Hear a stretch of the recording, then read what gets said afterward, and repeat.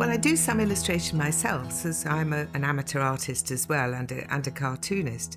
But I had worked with Phil Littler when I was head of development at Crohn's and Colitis UK, and he had done such wonderfully funny cartoons for the fundraising brochure that the team and I brought out. That I kept in touch. We got on very well.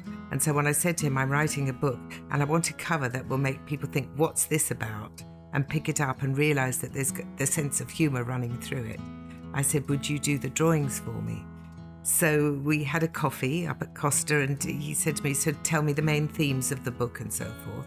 And then he went away and he came back with this drawing of Suki, and she looked like Les Dawson in drag. And I said to him, look, you know, Suki is a little bit me and a little bit all of my friends. And I've got to look a bit more attractive than this. Otherwise, no one's going to believe that I ever had any success internet dating in my own life.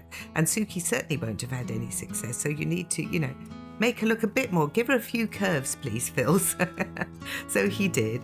And then he drew George, the wolfhound, which I found hysterical. I love his animals. And he drew Velcro, the cat, with a can on her head, and all the flimsy underwear pegged on in the background, and the guitar with the broken string, and it was just perfect. I just loved what he drew.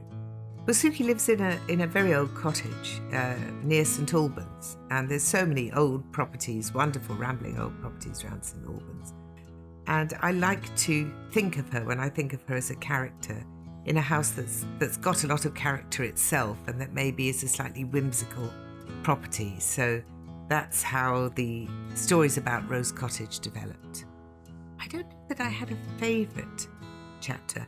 I found chapters where I was talking about death quite difficult, and the chapter about losing a husband and Suki being left as a young widow with 3 children. That was a particularly poignant chapter to write. Yeah, that wasn't easy.